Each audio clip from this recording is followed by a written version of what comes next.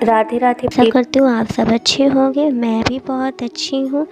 तो जैसा कि हम सभी जानते हैं कि भगवान श्री कृष्ण के को कई नामों से बुलाया जाता है, मगर लड्डू गोपाल कुछ ज़्यादा ही प्रसिद्ध है।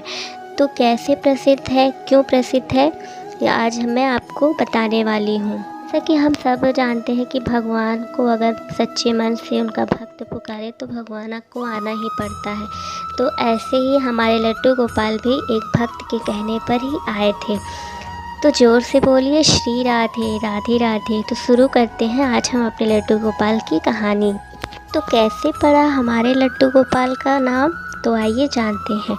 ब्रज भूमि में भगवान श्री कृष्ण के एक परम भक्त कुंभन दास रहते थे। कुंभन दास का एक पुत्र रघुनंदन था। कुंभन दास हर वक्त कृष्ण की भक्ति में लीन रहते थे और पूरे नियम से भगवान की पूजा और सेवा किया करते थे। वे उन्हें छोड़कर कहीं भी नहीं जाते थे ताकि उनकी सेवा में कोई कमी न रह जाए।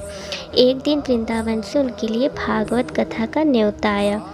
पहले तो कुंभन दास ने मना किया, लेकिन कुछ सोच विचार कर बाद में वे कथा में जाने के लिए तैयार हो गए। उन्होंने सोचा कि भगवान की सेवा की तैयारी करके वे रोज़ाना कथा करके वापस लौट आएंगे, जिससे भगवान का सेवा नियम भी नहीं छूटेगा और उनका भागवत सुनाना भी नहीं छूटेगा। उन्होंने अपने पुत्र को समझा दिया कि वो भोग तैयार कर चुके हैं, तुम्हें बस समय पर ठाकुर जी को भोग लगाना। इसके बाद वे वहाँ से प्रस्थान कर दिए। कुंभन दास के पुत्र रघुनंदन ने भोजन की थाली कृष्ण के सामने रखी और सरल मन से आग्रह किया कि ठाकुर जी आओ और भोग लगाओ। उसके बाद मन में यह छवि थी कि वे आकर अपने हाथों से भोजन करेंगे, जैसा कि हम सभी करते हैं। उसने बार बार आग्रह किया, लेकिन भोजन तो वैसे का वैसे ही रखा रहा। अब रघुनंदन उदास हो गया और रोते हुए पुकारा कि हे कृष्ण, आओ और भोग लगाओ। कहते हैं ना, जो सच्चे हृदय से भगवान को पुकारता है तो भगवान को आना ही पड़ता है।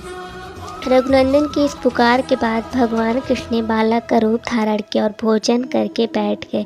जब कुंभन दास ने घर आकर रघुनंदन से प्रसाद मांगा तो उसने कह दिया कि ठाकुर जी ने सारा भोजन खा लिया।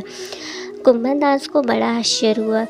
उन्होंने सोचा कि लगता है बच्चे को भूख लगी थी तो वही सारा भोजन खा गया होगा, लेकिन अब तो ये रोज़ की कहानी हो गई थी।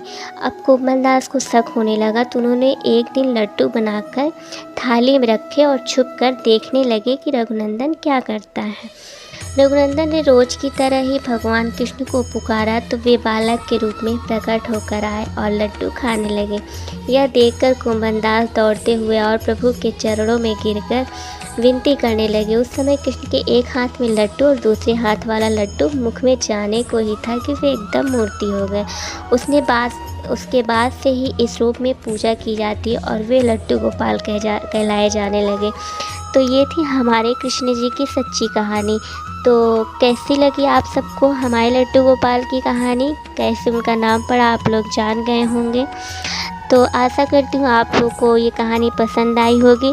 तो और भी कहानियाँ जानने के लिए हमारे चैनल को सब्सक्राइब कीजिए, कमेंट कीजिए, लाइक कीजिए और शेयर कीजिए। तो बोलो श्री राधे राधे राधे।